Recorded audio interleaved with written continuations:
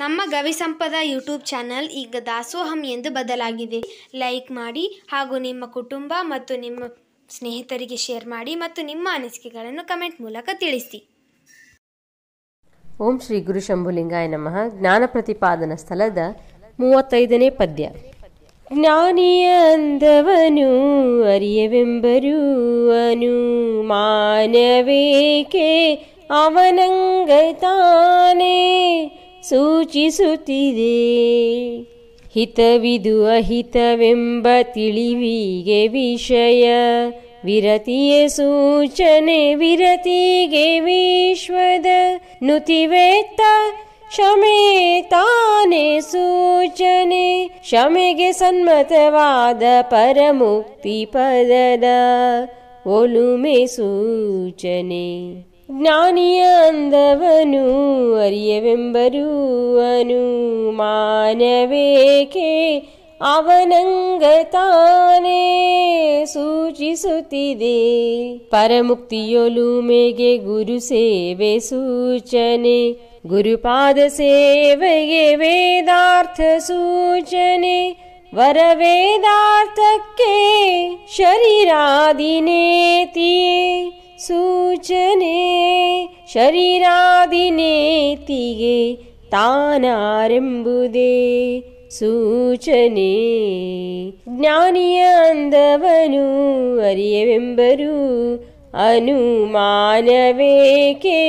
ಅವನಂಗತಾನೆ ಸೂಚಿಸುತ್ತಿದೆ. ಆರು ನಾನೆಂಬುದಕ್ಕೆ ಸೋಹಂ ಭಾವನೆ ಸೂಚನೆ ವಿಚಾರಿತ ಸೋಹಂ ಭಾವನೆ ಹವಣಿಸದ ಸಾರ ಸುಖ ಸೂಚನೆ ಸುಖಕ್ಕೆ ನಿತ್ಯ ನಿಜ ನಿರ್ವಿಕಾರ ಗುರು ಶಂಭುಲಿಂಗವಾಗಿಹುದೇ ಸೂಚನೆ. ಜ್ಞಾನಿಯ ಅಂದವನು ಅರಿಯವೆಂಬರು ಅನುಮಾನವೇಕೆ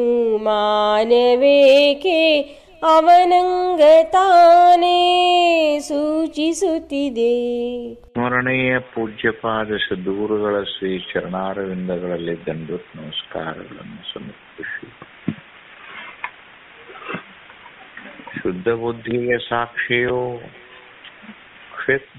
ಅಧಿದಯೋ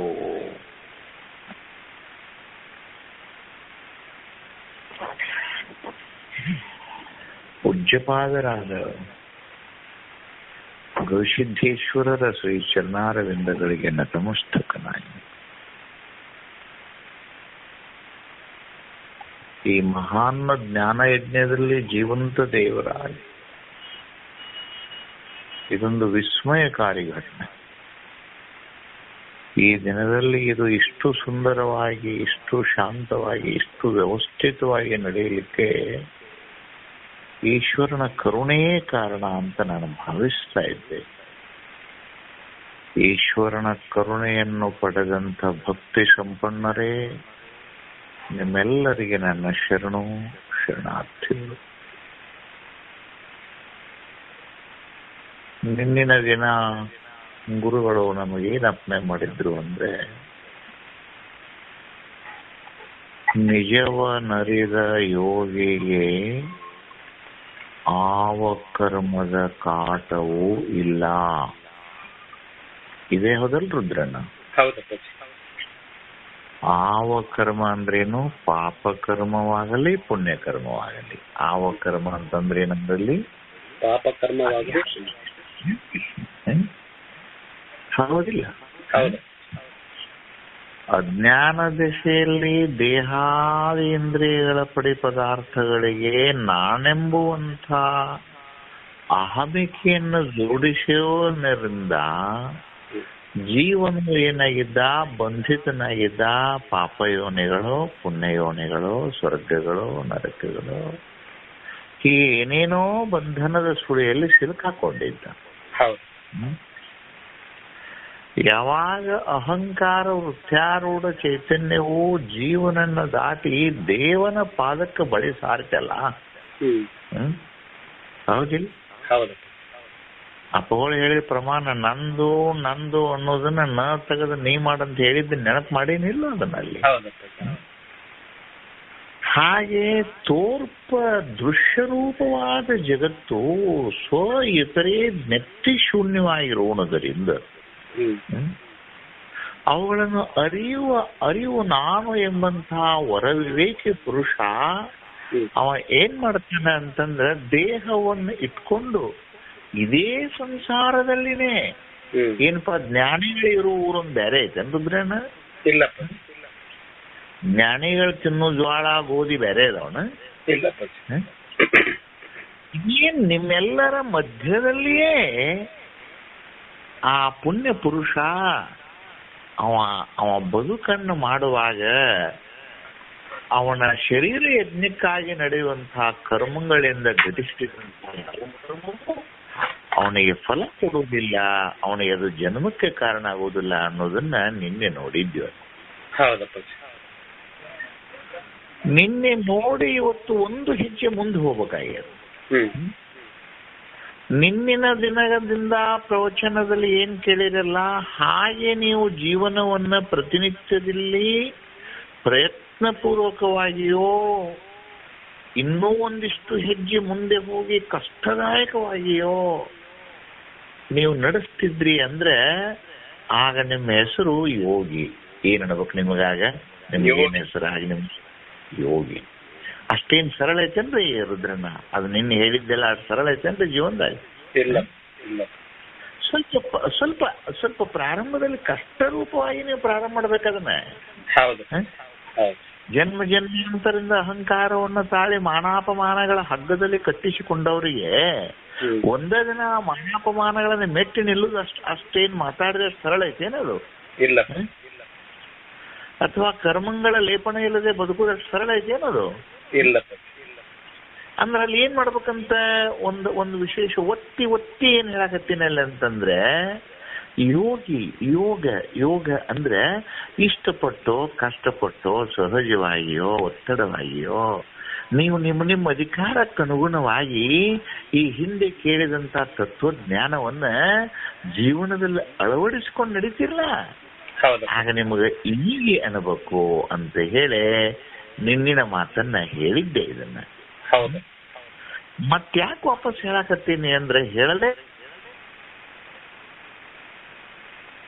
ಅದನ್ನ ಯಾವಾಗ ನಿನ್ನೆ ನೀವು ಕಷ್ಟಪಟ್ಟೋ ಇಷ್ಟಪಟ್ಟೋ ಅತ್ಯಂತ ಸುಲಲಿತವಾಗಿ ಅದು ಹೆಂಗ ನಿಮಗೆ ಈ ಯಾವುದೇ ಒಂದು ಡಾನ್ಸ್ ಮಾಡೋದಾಗ್ಲಿ, ಯಾವುದೇ ಒಂದು ಕೆಲಸ ಮಾಡೋದು, ಒಂದು ಪೇಂಟಿಂಗ್ ಮಾಡೋದು, ಇವೆಲ್ಲ ಮೊದಲು ಕಷ್ಟಕ್ಕೆ ಹೋದಿಲ್ಲ ಅದ್ರನ್ನ. ಕಲ್ಕೊಂಡಿಂದ ಬಹಳ ಸುಲಭ ಆಗುತ್ತೆ, ಕಲ್ಕೊಂಡಿಂದ ಸುಲಭ ಆಗತ್ತಿಲ್ಲ, ಅದು ಸಹಜ ಆಗಿಬಿಡ್ತದ. ಅದು ಸಹಜ ಆಗತ್ತೆ. ಅದು ಈಗ ದಿನಾಲು ಹೊಸ ಪದ್ಯಗಳನ್ನ ಇಟ್ಕೊಂತಿರ್ಲ, ನನಗೇನ್ರ ಪಾಠ ಮಾಡ್ಲಿಕ್ಕೆ ಅದು ಏನ್ರ ವ್ಯತ್ಯಾಸ ಅನಿಸ್ತದೆ ನನಗದು. ಅದು ಏನು ಅನಿಸೋದೇ ಇಲ್ಲ. ನೀವು ಏನಾರ ಇಟ್ಕೊಳ್ರಿ, ಏನಾರ ಕೇಳ್ಕೊಳ್ರಿ, ಅದು ಪ್ರಾರಂಭ ಆದ ಕೂಡ ತಾನೇ ಅಲ್ಲಿ ಪ್ರಾರಂಭ ಆಕತ್ತಿಲ್ಲ. ಅದು ಇದಕ್ಕೇನಂತಾರ? ಅದಕ್ಕೆ ಸಹಜತೆ. ನೃತ್ಯಗಾರ್ತಿಯು ಮೊದಲು ಹೆಜ್ಜೆಯನ್ನು ಹಾಕುವಾಗ ತಕ್ಕ ತಯ್ಯ ಲೆಫ್ಟ್ ರೈಟ್ A-B ಅಂತೇಳಿ ಎಲ್ಲ ಕಲಿಸ್ತಿರ್ತಾರ ಅವ್ರಿಗೆ. ಮುಂದೆ ನೃತ್ಯ ಬಂದ ನಂತರ ತಕದಿನ್ ಅಂತ ಕುಣಿಯುವಾಗ ಏನ್ರ ಹೇಳ್ತಾರನ ಅವ್ರ ಅಲ್ಲಿ? ಸಹಜ ಆಗ್ಬಿಟ್ಟಾರ. ಹಂಗ ಹಿಂದೆ ಹೇಳಿದಂತಹ ಕರ್ಮದ ಲೇಪನವಿಲ್ಲದೆ ಬದುಕುವ ಶುಭ್ರವಾದ ಆ ಬದುಕು ನಿನಗೆ ಯಾವಾಗ ಸಹಜ ಆಗತ್ತಲ್ಲ, ಅವಾಗ ನಿನ್ನ ಹೆಸರು ಒಂದು ಪ್ರಮಾಣಿಸುವಂತದ. ನಿನ್ನ ಹೆಸರು ಜ್ಞಾನಿ. ಯಾವಾಗಪ್ಪ ನೀನು ಕರ್ಮದ ಲೇಪವಿಲ್ಲದೆ ಬದುಕಿದಾಗ ಬದುಕುವುದು ಸಹಜ ಆಗ್ಬೇಕು. ಬರೇ ಬದುಕುವುದಲ್ಲ ಇಲ್ಲಿ ತಮ್ಮ, ಇಲ್ಲೇ ಅಗದಿ ಸಹಜಪ್ಪ. ಕೋಗಿಲೆ ಹಾಡ್ಬೇಕಾತಂದ್ರೆ ವಿಚಾರ ಮಾಡಿ ಹಾರ್ಮೋನಿಯಂ ಜೊತೆ ಕೂಡಿಸ್ಕೊಂಡು ಹಾಡ್ತಾನ? ಇಲ್ಲ, ಸಹಜವಾಗಿ. ಅದು ಹೆಂಗ್ ಸ್ವರ ತೆಗೆದು ಬಿಟ್ರೆ ಹೋಗಿಲ್ಲ, ಪಂಚಮ ಸ್ವರವೇ. ನವಿಲಿ ಕುಣಿಲಿಕ್ಕೆ ಹತ್ತು ಅಂತಂದ್ರೆ ಅದು ನಿಮ್ಮದು ಜಂಪಾ ತಾಳೋ ದಾದ್ರಾ ತಾಳೋ ಅಂತ ಕೇಳಿ ಕುಣಿತಾನ? ಇಲ್ಲ. ಹಾಗ ಕಾರ್ಮೋಡ್ ಮ್ಯಾಲ ಬಂದು ಸಣ್ಣದಾದಂತ ಪಡುವಣ ಗಾಳಿ ಬೀಸಿ ರೆಕ್ಕಿಗೆ ಹಿತ ಕೊಡ್ತು ಅಂದ್ರೆ ಕುಣಿಯಾಕ ಶುರು. ಅಂದ್ರೆ ಹಿಂಗ ಸಹಜತೆ. ನಾ ಏನ್ ಹೇಳಕತ್ತೀನಿ, ಸಹಜತೆ. ಏನು ಯಾವಾಗ ಆ ಯೋಗ ನಿನಗೆ ಸಹಜವಾಗಿ ಆಗಿಬಿಡ್ತದಲ್ಲ, ಅವಾಗ ನಿನ್ನ ಹೆಸರು ಏನಂತ ನಿನಗೆ ಇಲ್ಲಿ ಒಂದು ಹೆಸರು ನಿನಗೆ ವಿಶೇಷಣವಾಗಿ ನಿನಗೆ ಏನು ಕೊಟ್ಟರು, ಇನ್ನು ಮೇಲೆ ನಿನ್ನ ಹೆಸರು ಏನಪ್ಪಾ ಅಂದ್ರೆ ನಿನ್ನ ಹೆಸರು ಜ್ಞಾನಿ. ಹೌದಿಲ್ಲ? ಅವರು ಜ್ಞಾನಿಗಳು ಅಂತ ಕರುತ್ತಿರ್ತಾರ ನೋಡ ಅವ್ರಿಗೆ. ಏನಪ್ಪ ಜ್ಞಾನಿಗಳಂತಂದ್ರೆ ಬದುಕಿನಲ್ಲಿ ಸಾಕ್ಷಿ ಭಾಷ್ಯ ಉಸಿರಿನ ಜೊತೆಗೆ ಬೆರೆತು ಬಿಡ್ಬೇಕದು. ಪ್ರಯತ್ನ ಮಾಡಿ ಸಾಕ್ಷಿ ಭಾಷೆ ಮಾಡುವಂಗಿಲ್ಲ. ಅದು ಅಗದಿ ಸಹಜ ಸಹಜ ಸಹಜ. ಅದು ಅತ್ಯಂತ ನೃತ್ಯಗಾರನ ನೃತ್ಯದಂತೆ, ಹಾಡುಗಾರನ ಧ್ವನಿಯಂತೆ ಅದು ಯಾವಾಗ ನಿನಗೆ ಸಹಜ ಆಕತ್ತಲ್ಲ, ಆಗ ನಿನ್ನ ಹೆಸರು ಜ್ಞಾನಿ. ಶಿಷ್ಯ ಕೇಳ್ದ, ಅಲ್ರಿ ಅಪ್ಪಗಳ ಒಮ್ಮೆ ಯೋಗಿ ಅಂತೀರಿ, ಮುಂದ ಜನ ಜ್ಞಾನಿ ಅಂತ ಕರಿತೀರಿ, ಇವ ಜ್ಞಾನಿ ಅಂತ ನಮಗೆ ಹೆಂಗ ಗೊತ್ತಾಗಬೇಕು? ಶಿಷ್ಯನ ಪ್ರಶ್ನೆ ಏನಪ್ಪಾ ಇಲ್ಲಿ? ಜ್ಞಾನಿ ಅಂತ ನಮ್ಗೆ ಹೆಂಗ್ ಗೊತ್ತಾಗಬೇಕು? ಏನಪ್ಪಾ ಜ್ಞಾನ ಆದ ಕೂಡ್ಲೆ ಏನಪ್ಪಾ ಏನಾರ ಒಂದು ಹೋರಿಕರಿನ ಜೊತೆ ಏನ್ರ 2 ಕೋಡ್ ಬರ್ತಾವೇನು? ಇಲ್ಲ. ಏನಪ್ಪಾ ಜ್ಞಾನ ಆದ ಕೂಡಲೇ ಏನಾರ ದೇಹದಲ್ಲಿ ಬದಲಾವಣೆ ಆಕತೇನು? ಮತ್ ಎಲ್ಲಿಯೂ ಬದಲಾವಣೆ ಇಲ್ಲಂತೀರಿ, ಮತ್ ಅವ ಜ್ಞಾನಿ ಅಂತ ನಾವು ಹೆಂಗ ಕರೆಯೋನು? ನಮಗೊಂದು ಸ್ವಲ್ಪ ಏನಾರ ಬೇಕಲ್ಲ ಗುರುತು. ಆವಾಗ ಶಿಷ್ಯನ ಪ್ರಶ್ನೆಗೆ ಉತ್ತರ ಕೊಡೋ ಸಲುವಾಗಿ ಅಪ್ಪಗಳು ಬಹಳ ಚಂದಂಗ ಒಂದು ಪದವನ್ನು ರಚನಾ ಮಾಡಿಕೊಟ್ಟಾರ ನೋಡಿ ನಿಮಗೆಲ್ಲಿ. ಅಂಥ ಪರಮ ಜ್ಞಾನಿಯ ಅಂದವ ಅಂದ್ರೇನು ಗುರುತು, ಅಂದವ ಅಂದ್ರೇನು ನಡವಳಿಕೆ, ಅಂದ ಅಂದ್ರೇನು ರೂಪ, ಅಂದ ಅಂದ್ರೇನು ಅವನ ಪರಿಚಯ. ಅಂದ ಚಂದ ಅಂತ ಕನ್ನಡದಲ್ಲಿ ಶಬ್ದ ಅದ ಒಂದು. ಅಂದ ಅಂದ್ರ ಅಂತಃಕರಣದ ಸೌಂದರ್ಯ, ಚಂದ ಅಂದ್ರ ಬಹಿರ್ಮುಖದ ಸೌಂದರ್ಯ. ಸ್ವಲ್ಪ ತಿಳ್ಕೋತಮ್ಮ ಇಲ್ಲಿ. ಇದು ಅಂದವಾಗೈತಿ ಬೇರೆ, ಇದು ಚಂದವಾಗೈತಿ ಬೇರೆ. ನಿಮ್ಮ ಎದುರುಗಡೆ ಒಂದು ಸಮುದ್ರದ ಚಿತ್ರ ತೆಗೆದ, ಅದರ ಪಕ್ಕದಲ್ಲಿ ತೆಂಗಿನ ಮರಗಳನ್ನು ಜೋಡಿಸಿ, ಅಲ್ಲೊಂದಿಷ್ಟು ನಾವುಗಳು, ಮೀನುಗಾರರು, ಪ್ರವಾಸಿಗರು ಮಾಡಿ ಸುಂದರವಾಗಿ ಪೇಂಟ್ ಮಾಡಿ ಸಂಜೆ ಮುಂದೆ ಹೊಂಗಿರಣದ ಸೂರ್ಯನ ಬಿಸಿಲನ್ನು ಕೊಟ್ಟು ಒಂದು ಚಿತ್ರವನ್ನು ನೋಡಕ್ ಕೊಟ್ಟಿನಿ. ನೀನು 2 ರೀತಿ ನಿರ್ಣಯಿಸ್ಬೇಕನೇ ಇಲ್ಲಿ. ನಿನಗೇನಾದ್ರೂ ನೀ ಸ್ವಯಂ ಕಲಾವಿದ ಇದ್ದಿ ಅಂದ್ರೆ, ನೀನೇ ಒಬ್ಬ ಚಿತ್ರಕಾರನ ಇದ್ದಿ ಅಂದ್ರೆ, ನೀನು ಆ ಚಿತ್ರವನ್ನು ನೋಡುವ ದೃಷ್ಟಿಕೋನ ಬೇರೆ. ನನಗೆ ಚಿತ್ರದ ಜ್ಞಾನವೇ ನನಗಿಲ್ಲ. ನಾನು ನೋಡುವ ದೃಷ್ಟಿಕೋನ ಏನೈತಪ್ಪ ಅಂತಂದ್ರೆ ಅದು ಚಂದ ಐತನ್ನ. ಚಂದ ಇದ್ದದ್ದೆಲ್ಲ ಅಂದಿರ್ಬೇಕಂತ ಏನಿಲ್ಲ.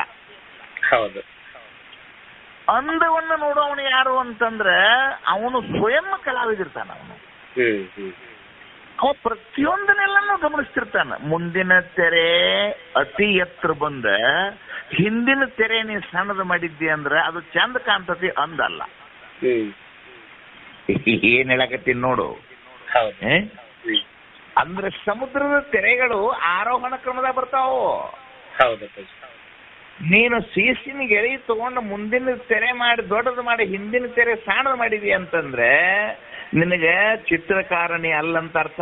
ಚಂದ ಕಾಣ್ತತೆ, ಪೇಂಟಿಂಗ್ ಚಂದ ಕಾಣ್ತದೆ, ಪೇಂಟಿಂಗ್ ಚಂದ ಕಾಣ್ತದೆ, ಪೇಂಟಿಂಗ್ದೊಳಗೆ ಏನ್ ತೊಂದರೆ ಇಲ್ಲ. ಒಂದು ತೆಂಗಿನ ಗರಿಯನ್ನ ನೀನು ಒಂದು ತೆಂಗಿನ ಮರವನ್ನು ತೆಗೆದಿದ್ದೀಯ ಅಂದ್ರೆ ಆ ತೆಂಗಿನ ಮರದ ಎತ್ತರ ತಕ್ಕಂತೆ ತೆಂಗಿನ ಗರಿ ಇರ್ತದದು. ಅಲ್ಲಿ ಏನಾದ್ರೂ ಸ್ಕೇಲ್ ತಪ್ಪಿದ್ದಿ ಅಂತಂದ್ರೆ ಅದು ಚಂದ ಕಾಣ್ತತಿ, ಅಂದಲ್ಲ. ಪ್ರತಿಯೊಂದಕ್ಕೊಂದು ಗಣಿತದ ರುದ್ರನ. ಆ ಗಣಿತದ ಪ್ರಕಾರವಾಗಿ ನೋಡಿದವನು ಅವ ಏನಂತಾನ, ಚಿತ್ರವು ಅಂದವಾಗಿದೆ, ಚಿತ್ರವು ಚಂದವಾಗಿದೆ ಬೇರೆ, ಚಿತ್ರವು ಅಂದವಾಗಿದೆ ಬೇರೆ. ಅಂದವಾಗಿದೆ ಅಂದ್ರೇನು, ಕಾನೂನಾತ್ಮಕವಾಗಿ ಆ ಚಿತ್ರವು ಹೇಗಿರಬೇಕು ಹಾಗಿದೆ. ಅರ್ಥ ಆತಪ್ಪ? ಹ್ಞೂ ಇಲ್ಲೇನ್ ಪದ ಬಳಸ್ಯಾನವ? ಜ್ಞಾನಿಯ ಚಂದವನು ಅರಿವೆನೆಂಬ ಅಂತ ಬರ್ದ ನಾನು. ಇಲ್ಲ ಪೂಜ, ಅಂದವನು ಅರಿಯೇ. ಅಂದ್ರೆ ಅಂದವನು ಅಂತಂದ್ರೆ ಅವನ ಸತ್ಕರ್ಮ, ಅವನ ಅಂತಃಕರಣದ ಆಚಾರ ಹೊರಗೆ ಕಾಣ್ತತನ ಇದು? ಇಲ್ಲ ಪೂಜ, ಹೊರಗೆ ಕಾಣ್ತತೇನು ಹೇಳು? ಕಾಣಂಗಿಲ್ಲ ಪೂಜ. ಹೊರಗೆ ಒಂದು ಕಿರೀಟ ಹಾಕೊಂಡಿದ್ದ, ಇವತ್ತಿ ಪಟ್ಟ ಕಲಿಸಿ ಹಚ್ಕೊಂಡಿದ್ದ, ಏನ ಉಲನ್ನು ಕೆಂಪರ್ಬಿ ಹಾಕೊಂಡು ಆಣಿ ಮೇಲೆ ಕುತ್ಕೊಂಡು ಅಜ್ಜು ಬರ್ತಿದ್ದ ಅಂದ್ರ ಅವಾಗ ಜ್ಞಾನಿ ಅನ್ಬೇಕಂತ ಏನಿಲ್ಲ. ಯಾವನೋ ಒಬ್ಬ ತಿರುಪೆ ಎತ್ತುವಂತ ಹರಕರ್ಬಿ ಹಾಕೊಂಡಿದ್ದ, ಅವ ಏನಪ್ಪಾ ಶಾಸ್ತ್ರ ಅಧ್ಯಯನವೂ ಇದ್ದಿದ್ದಿಲ್ಲ, ಅವ ಸುಮ್ಮನೆ ಬರಕತ್ತಾನಪ್ಪ ಅಂದ್ರ ಅವಾಗ ಅಜ್ಞಾನಿ ಅನ್ಬೇಕಂತ ಏನಿಲ್ಲ. ಯಾಕಂದ್ರ ಬಹಿರಂಗದಿಂದ ಜ್ಞಾನಾಜ್ಞಾನಗಳನ್ನ ಕಂಡಿಡ್ಲಿಕ್ಕೆ ಆಗೋದಿಲ್ಲ. ಅವನು ಹೆಂಗ ಕಂಡುಹಿಡಿಬೇಕಪ್ಪ ಅಂತಂದ್ರೆ ಆ ಜ್ಞಾನಿಯ ಕರ್ಮದ ಆಚರಣೆ ಅಥವಾ ಬದುಕಿನ ರೀತಿ ಅಥವಾ ಜೀವನದ ನಿತ್ಯದಲ್ಲಿ ನಡೆಯುವ ನಡತೆ ಏನೈತಲ್ಲ, ಆ ನಡತೆಯಿಂದ ಜ್ಞಾನಿಯನ್ನು ಗುರುತಿಸ್ಲಿಕ್ಕೆ ಬರ್ತತೆ ಹೊರತು ಅದನ್ನ ಬಿಟ್ರೆ ಬೇರೆ ಮಾಪನ ಅಲ್ಲಿ ಇಲ್ಲ ಅಂತ ಹೇಳುವ ಸಲುವಾಗಿ ಅವ್ರು ಏನ್ ಹೇಳಕತ್ತಾರೆ? ಜ್ಞಾನಿಯ ಅಂದವನು ಅರಿವೆನೆಂಬ ಅನುಮಾನವು ಏಕೋ ಅವನ ಅಂಗ ತಾನೇ ಸೂಚಿಸುವುದು. ಐತಿಲ್ಲ? ಇಷ್ಟ ಐತಿಲ್ಲ ಅಲ್ಲಿ? ಅಲ್ಲಿ ಅಂದ ಅಂತ ಒಂದು ಶಬ್ದ ತೋರ್ಸ್ಯಾನ, ಇಲ್ಲಿ ತೆಳಗ ಅಂಗ ಅಂತ ಒಂದು ಶಬ್ದ ತೋರ್ಸ್ಯಾನ ನೋಡಿ. ಅಂಗ ಅಂದ್ರೆ ಮೇಲ್ನೋಟಕ್ಕೆ ನಿಮಗೆ ಏನ್ ಅನಿಸ್ತತಿ ಅಂತಂದ್ರ ಈ ಕೈಗೆ ಕಾಲಿಗೆ ಅಂಗ ಅಂತಾರಂತ ಅನಿಸ್ತತಿ ನಿಮಗಲ್ಲಿ. ಅವನ ಅಂಗ ತಾನೇ ಸೂಚಿ ಅಂಗಾಂಗಗಳು ಕರಿತಾರಲ್ಲ ಈ ದೇಹಕ್ಕೆ, ಇವಕ್ಕೆ ಅಂತಾರಿಲ್ಲ, ಇವಕ್ಕೆ ಈ ಕೈಗೆ ಕಾಲಿಗೆ ಅಂಗಾಂಗಗಳು ಅಂತಾರ. ಅಂದ್ರೆ ಅವನ ಅಂಗಾಂಗದಲ್ಲಿ ಏನಾರ ಜ್ಞಾನದ ಬದಲಾವಣೆ ಆಗಿರ್ತದನ? ಇಲ್ಲ. ಏನ್ರ ಪಾದಗಳೇನ್ರ ಹಿಗ್ಗಿ ಮುಂದಕ್ಕೆ ಹೋಗಿರ್ತಾವನ? ಇಲ್ಲ ಇಲ್ಲ. ಹಂಗಾರೆ ಅಂಗ ಅಂದ್ರೆ ಏನು ಇಲ್ಲ ಅಂತಂದ್ರೆ ದೇಹದಲ್ಲಿ ನಡೆಯುವ ಕರ್ಮಾಚರಣೆಗಳ ಭಾಗಗಳು. ದೇಹ ಎಷ್ಟು ತರನಾಗ ಐತಿ ಅನ್ನೋದು ನಿಮ್ಗೆ ಗೊತ್ತದ. ಅದು 3 ತರ ಅಂತಾರ ತಿಳ್ಕೊಳ್ರಿ, 5 ತರ ಅಂತಾರ ತಿಳ್ಕೊಳ್ರಿ, ಹೌದಿಲ್ಲ? ದೇಹ ಎಷ್ಟು ತರನಾಗ ಐತಿ ಅನ್ನೋದು ಗೊತ್ತೈತಲ್ಲ ನಿಮಗೆ. ಅದು ಸ್ಥೂಲ ದೇಹದಿಂದಲೋ, ಜಾಗೃತಾವಸ್ಥೆಯಿಂದಲೋ, ವಿಶ್ವಜೀವನದಿಂದಲೋ, ಅಕಾರ ಮಾತ್ರೆಯಿಂದಲೋ, ಪ್ರಪಂಚದಲ್ಲಿರುವಂತಹ ಸಮಗ್ರವಾದ ವ್ಯವಹಾರಕ್ಕೆ ಯಾವ್ದು ತುತ್ತಕತ್ತಲ್ಲ ಅದು ಜಾಗೃತ ಜೀವ, ಅದು ಸ್ಥೂಲ ದೇಹ, ಅದು ಅನ್ನಮಯ ಕೋಶಗಳು. ನಿತ್ಯ ಆಚರಣೆ ರುದ್ರನ್ನ ಇದು. ಇನ್ನ ಸೂಕ್ಷ್ಮ ದೇಹದಲ್ಲಿ ನಡೆಯುವಂತಹ ಈ ವಾತಾವರಣದಲ್ಲಿ ನಡೆಯುವಂತಹ ಅನುಕೂಲ ಅನಾನುಕೂಲಗಳಿಗೆ ಸುಖವಾಗಲಿ ದುಃಖವಾಗಲಿ ಮಾನವಾಗಲಿ ಅಪಮಾನವಾಗಲಿ ಅಂತಃಕರಣದಲ್ಲಿ ಏನ್ ನಡೀತೈತಲ್ಲ ಅದು ಎರಡನೇ ಅಂಗ. ಅಂಗ ಪದ ತೋರ್ಸಾಕತ್ತೀನಿ. ಪ್ರಥಮಾಂಗ ಏನಪ್ಪಾ? ನಿತ್ಯದಲ್ಲಿ ಆಚರಣೆ, ಹೌದಾ? ದ್ವಿತೀಯಾಂಗ ಏನಪ್ಪಾ? ಯಾವ ತೆರನಾಗಿ ಈ ಪ್ರಪಂಚ ನನಗ ಇದು ಪ್ರತಿಫಲನವನ್ನ ಅಥವಾ ಅದು ಮರು ಪ್ರತಿಕ್ರಿಯೆಯನ್ನು ಕೊಡ್ತಲ್ಲ, ಆ ಪ್ರತಿಕ್ರಿಯೆಗೆ ನಾನು ಹೆಂಗ ಸ್ಪಂದಿಸ್ತೇನೆ ಇದಕ್ಕೆ ಅರ್ಥ ಆಗತ್ತಿಲ್ಲ ರುದ್ರನ? ಪ್ರಪಂಚ ಅನ್ನಕ್ಕೆ ಪ್ರತಿಕ್ರಿಯೆ ಕೊಡ್ತಿರ್ತತೆ ನೋಡಪ್ಪ. ತಣ್ಣನ ಗಾಳಿ ಬಿಟ್ಟು ಥಂಡಿ ಹತ್ತತಿ, ಚಕ್ಕ ಬಿಸಿಲು ಬತ್ತು ಹಾಕತಿ, ಇದು ಪ್ರಪಂಚದಿಂದ ಬರುವ ಪ್ರತಿಕ್ರಿಯೆ ನಿನಗೆ. ಅದಕ್ಕೆ ನೀ ಹೆಂಗ ಸ್ಪಂದಿಸ್ತೀಯ ಅನ್ನೋದು ಬೇಕಲ್ಲ? ಅರ್ಥ ಆಗತ್ತಮ್ಮ ನನಗೆ? ಅಂದ್ರೆ ಆ ಶೀತ ಉಷ್ಣ ಸುಖ ದುಃಖ ಮಾನ ಅಪಮಾನ ಲಾಭ ಹಾನಿ ಜಯ ಅಜಯ ಇವೆಲ್ಲವನ್ನು ಕೇಳಿರಲ್ಲ ಗೀತಾದಾಗ. ಇವುಗಳು ನಿನಗೆ ಬಂದು ಎರಗಿದಾಗ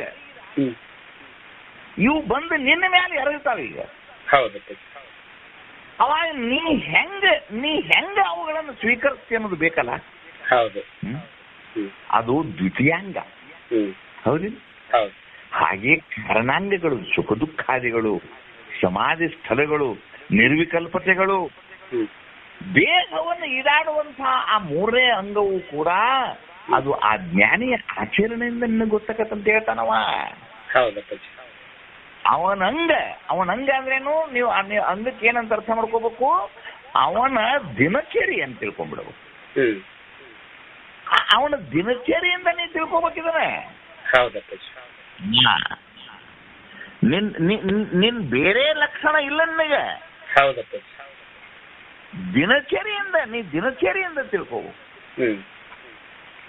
ಒಬ್ಬ ಈ ಪ್ರೊಫೆಷನರಿ ಕಳ್ರು ಅಂತಿರ್ತಾರ. ಅಂದ್ರ ಅವ್ರ ಉದ್ಯೋಗನೇ ಕಳ್ತಾನ ಮಾಡೋದು. ಅವರು ತಂದೆ ಅವ್ರ ಅಪ್ಪನ ಕಾಲದಾಗಿಂದ ಅವ್ರು ಏನಪ್ಪಾ ಅವ್ರ ಉದ್ಯೋಗ ಯಾವ್ದಪ್ಪ ಅವ್ರದು? ಕಳ್ತನ ಮಾಡೋದು. ಇವ್ರಿಗೆ ಏನಂತಾರೆ? ಇವ್ರಿಗೆ ಪ್ರೊಫೆಷನರಿ ಕಾಳ್ರಿ. ಇನ್ನ ನಮ್ಮಂತಾವು ಹೊಟ್ಟೆ ಸಲುವಾಗಿ ಏನೋ ನಾವೇನ ಅದ್ರ ಗೊತ್ತೇ ಇರುದಿಲ್ಲ. ಆದ್ರ ಅನಿವಾರ್ಯವಾಗಿ ಅಂತವ್ರ ಕೂಡ ಕೂಡಿ ಹೊಟ್ಟೆ ಅರ್ಚನೆಗಾಗಿ ಯಾರ್ದಾರ ಒಂದಿಟ್ಟು ಬುಟ್ಟ ಕೈ ಹಾಕ್ತಿವಲ್ಲ, ಅದು ಕಳ್ತನನ. ಆದ್ರ ಪ್ರೊಫೆಷನರಿ ಕಳ್ಳಿಗಿರುವಂತ ಆ ಕಳ್ಳತನದ ಅನುಭವ ನನಗಿರ್ತತನ? ಇಲ್ಲ, ನನಗಿರ್ತತನ? ಒಬ್ಬ ಕಳ್ಳ ಒಬ್ರ ಮನೆಗೆ ತುಡಿಗ್ ಹೋಗಿದ್ದಮ್ಮ. ತುಡಿಗ್ ಹೋಗಿದ್ದ, ಮತ್ತ ಅಲ್ಲಿ ಲೈಟ್ ಹಚ್ಚಿ ತುಡು ಮಾಡ್ತಾರನ? ಇಲ್ಲ.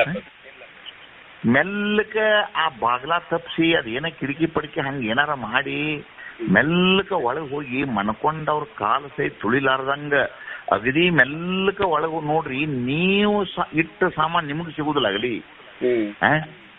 ನೀವಿಟ್ಟ ಸಾಮಾನ್ ರಾತ್ರಿ ಅವ್ರಿಗೆ ಸಿಗ್ತಾವಂದ್ರ ನಿಮ್ಗಿಂತ ಅವ್ರು ಎಷ್ಟು ಪಟ್ಟು ಡಿಗ್ರಿ ಹೆಚ್ಚು ಮಾಡಿರ್ಬೋದು. ನೀವಿಟ್ಟ ಸಾಮಾನ ನಿಮಗ್ ಸಿಗುದಿಲ್ಲ. ಹೌದಿಲ್ಲ? ರಾತ್ರಿ ವೇಳೆ ತಮ್ಮ ಅವ ಕಳ್ತನಕ್ ಹೋಗಿದ್ದ. ಕಳ್ತನಕ್ ಹೋಗಿ ಎಲ್ಲೋ ಒಂದ್ ಕಡೆ ಮೂಲ್ಯಾಗ ಸಂಧ್ಯಾಗ ಅಡಕಲ್ ಗಡಿಗೆ ಸಂಧ್ಯಾಗ ಅದು ಹಿಂದೆ ಹಿರಿಯಾರು ರೊಕ್ಕ ಬಂಗಾರ ಇಟ್ಟಿರ್ತಾರಂತ ಹೇಳಿ ಮೆಲ್ಲಕ ಅಡಕಲ್ ಬೀಳಬಾರ್ದು, ಸಪ್ಪಳ ಆಗಬಾರ್ದು ಹಿಂಗ್ ನೋಡಿ ಹಿಂದ್ ಕೈ ಹಾಕಬೇಕಂತ ಹಿಂದ ಮೂಲ್ಯಾಗ ಕೈ ಹಾಕಿದ. ಅಲ್ಲೊಂದು ಕೆಂಪು ಚೇಳು ಕೂತಿತ್ತು. ಹೊಡ್ತಾ ಬಿಡಿತಪ್ಪ.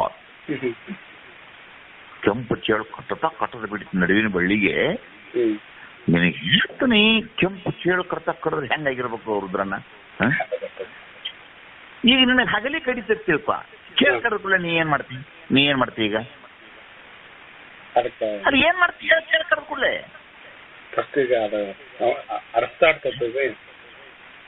ಏನಾಕತಿ?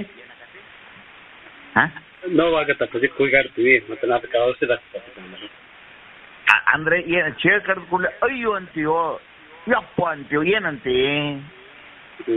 ಅಯ್ಯೋ ಅಂತ. ಅಯ್ಯೋ ಅಂತೀಯಲ್ಲ, ಹೌದಲ್ಲ? ಈಗ ಅವ ಏನ್ ಅನ್ಬೇಕಲ್ಲಿ?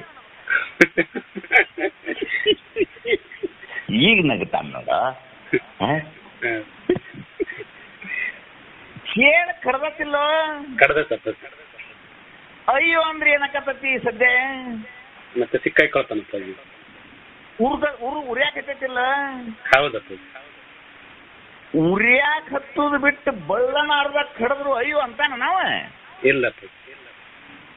ಅಯ್ಯೋ ಅಂತ ಅನ್ನದೇ ಆ ಉರಿಯುವ ಉರಿಯನ್ನು ಸಹಿಸಿಕೊಂಡು ಮೆಲ್ಕ ಮಂದಿ ಗೊತ್ತಾಗದಂಗ ಅಲ್ಲಿ ಇರು ಬೆಳ್ಳಿ ಬಂಗಾರ ಹಾಳಾಗಿ ಹೋಗೋದಕ್ಕ ಬಿಟ್ಟು, ಅಥವಾ ಕೈ ಸಿಕ್ಕಟ್ಟು ಕೈಯಾಗ ಹಿಡ್ಕೊಂಡ್ಯಾಕಾಗೋದಕ್ಕ ಮನೆಯಿಂದ ಜಿಗದ್ ಹೆಂಗ್ ಕಡಕಾಗಿ ಹೋಗ್ತಾನೋ.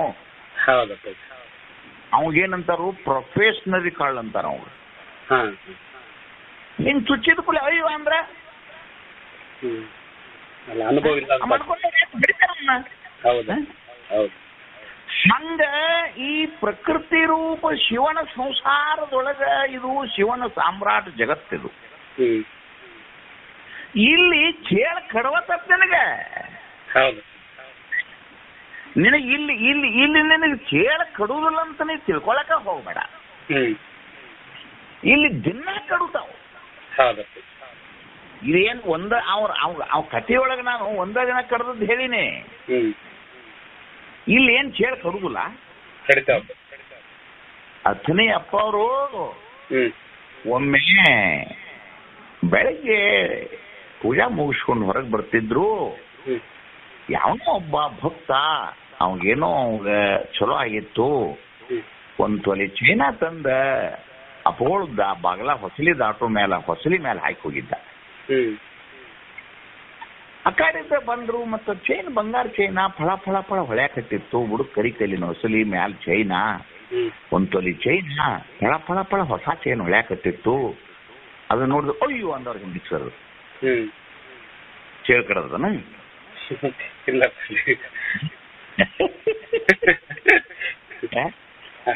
ಯಾಕ್ರಿಪ್ಪ ಅಂತ ಹೇಳಿ ನಮ್ಮಂತ ಶಿಷ್ಯಾರ್ ಬಂದ್ರು. ತಮ್ಮ ಇಲ್ಲಿ ಹಾವತಿ ಬಡಿಗೆ ತೊಗೊಂಡ್ ಬರೀಲ್ಲ, ಇಲ್ಲಿ ಹಾವತಿ ಬಡಿಗೆ ತೊಗೊಂಡ್ ಬರೀ ಅಂದ್ಕೊಳ್ಳಿ ನಮ್ಮಂತ ಓಡಿ ಬಡಿಗೆ ತಂದೂರಿ ಪಾವು.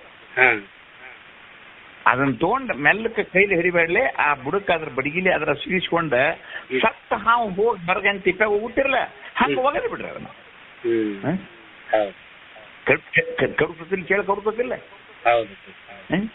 ನೋಡು ನೋಡು, ಇವತ್ತಿನ ತನಕ ಅಪ್ಪ ಅವ್ರ ಹೆಸರು ಹೇಳ್ತಾನಿಲ್ಲ. ಯಾಕೆ ಹೇಳಿದಪ್ಪ ಅವ್ರ ಹೆಸರ? ಯಾಕೆ ಹೇಳಿದೆ? ಆ ಪ್ರಸಂಗದಲ್ಲಿ ಅದು ಏನು ಎದುರಿಗೆ ಬಂತಲ್ಲ ಈಗ, ಅದು ಜಾರೇಷಣವೋ ವಿತ್ತೇಷಣವೋ ಪುತ್ರೇಷಣವೋ ಇನ್ನಾವದೋ ಈಷಣವೋ ನಿನ್ನ ಸಾಧನ ಸಮಯದಲ್ಲಿ ಬಂದು ತತ್ತು ಬಿಟ್ಟು ತಮ್ಮ. ಆ ತತ್ತು ಬಿಟ್ಟು ವೇಳೆಯದೊಳಗೆ ನೀನು ಜೀವನವನ್ನು ಹೆಂಗ್ ತಗೋತಿ ಅನ್ನೋದು ಮುಖ್ಯತೆ. ನಿನಗೆ ಒಂದು ವಿಚಿತ್ರ ಒಂದು ನಿನಗೆ ಅಂತಾವ್ ಏನು, ನಾನು ಅವನ್ನ ಜೀವನದಲ್ಲಿ ನನಗೆ ನಡೆದ ಘಟನೆಗಳನ್ನ ನಿನಗೆ ಹೇಳಿದ್ರೆ ಅವು ಏನ್ ಸ್ವಪ್ರತಿಷ್ಠೆ ಆಕತ್ತ ನಾನು ನಿಮ್ಗೆ ಹೇಳುದಿಲ್ಲ. ನಿಮ್ಗೆ ಸೂಕ್ಷ್ಮ ನಿಮಗೆ ಹೇಳ್ತಂತಮ್ಮ. ಪ್ರತಿ ಹೆಜ್ಜೆಯಲ್ಲಿಯೂ ಕೂಡ ಚೇಳ ಕಡಿತಾವ. ಈ ಚೇಳ ಕಡಿಲಾರದ ಮೆಟ್ಟ ಇಂತಲ್ಲಿ ಒಂದು ಅತಿ ಅಂತ ನನಗೇನು ಸಿಕ್ಕಿಲ್ಲ. ತಮ್ಮ ಮನೆಗೆ ಹೋದ್ರೆ ಕಡುತ್ತಾವು, ಮಠಕ್ಕೆ ಹೋದ್ರೆ ಕಡುತ್ತಾವು, ಸುಡ್ಗಾಡಕ್ಕೆ ಹೋದ್ರೆ ಕಡುತ್ತಾವು, ಸಿನೇಮ್ಗೆ ಹೋದ್ರೆ ಕಡುತ್ತಾವು. ಚೇಳ ಕಡಿಲಾರದ ಮೆಟ್ಟ ಕಂಡಿಲ್ಲ ನಾನು. ಹಂಗಾರ ಏನು ಬಿಟ್ಟು ಓಡಿ ಹೋಗ್ಲೇನು? ಇಲ್ಲಪ್ಪ. ಮತ್ ಕಡಿಸ್ಕೋತಾನೆ ಅದ್ರಾಗನ ಬದುಕಬೇಕು ಹೋತಮ್ಮ. ಹೌದು, ಕಡಿಸ್ಕೋತಾನ ಬದುಕುದು. ಈ ಜ್ಞಾನದ ಅವಶ್ಯ ಏನಂತಂದ್ರೆ ಚೇಳ ಕಡಿದ್ರು ಅಯ್ಯೋ ಅನ್ನದಂಗ ಮಾಡ್ಬೇಕಲ್ಲ ನಿನ್ನ. ಹೌದಲ್ಲ? ಏನು ಎಷ್ಟ್ ನನಗೆ ಹೇಳಾಕ ನಾಚಿಕ್ ಬರ್ತೈತೆ ನನಗೆ. ಎಂಥೆಂಥವ್ರು ಚೇಳ ಕಡಿಸ್ಕೊಂಡು ಹಾಳಾಗಿ ಹೋದ್ರು ಲೋಕದೊಳಗೆ. ಪುರಂದರದಾಸರ ಪದ ಬರ್ತಾರಿದ್ದಾನೆ, ಹಂಗ ನಾ ಹೇಳುದಿಲ್ಲ ಇದನ್ನ. ತಂಗಿನಿನ ಮನೆಯ ಒಂದು ಚೇಳ ಕಡದಿತ್ತ, ಅದರದು ಎಂಥ ಕೆಟ್ಟ ಕಡತ. ಇದನ್ನ ಪದನ ಬರ್ದಾರ. ಓಣ್ಯಾಗ ಭಯಂಕರ ಮಂದಿ ಕೊಂಡಿರ್ತದ ನೇಟ್ ಮಣಿ ಸುತ್ತಲೂ ಬಂದಿ. ಅದೊಂದು ದೊಡ್ಡ ಸಮಸ್ಯೆ ನನಗೆ. ಏನಪ್ಪ ಅಂದ್ರೆ ಆ ಜ್ಞಾನೇ ಪುರುಷ ಆ ಚೇಳಗಳ ಕಡಿತದೊಳಗೆ ಅವನ್ ಹೆಂಗ ಬದುಕ್ತಾನ ಅನ್ನೋದನ್ನ ಮುಂದೆ ಹೇಳೋದಾರ. ಒನ್ನೆ ನೋಡಿ ಓದಿನಿ. ಹಿತವು ಇದು ಅಹಿತವು ಎಂಬ ತಿಳಿವಿಗೆ ವಿಷಯ ವಿರತಿಯೇ ಸೂಚನೆ. ವಿರತಿಗೆ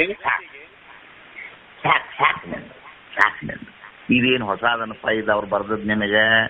ನಿತ್ಯ ಅನಿತ್ಯ ವಸ್ತು ವಿವೇಕ ದ್ವಾರ ಅಂತ ಚಂದ್ರೋದಯದಲ್ಲಿ ನಿನಗೆ ಪಾಠ ಮಾಡಿನೋ ಇಲ್ಲೋ?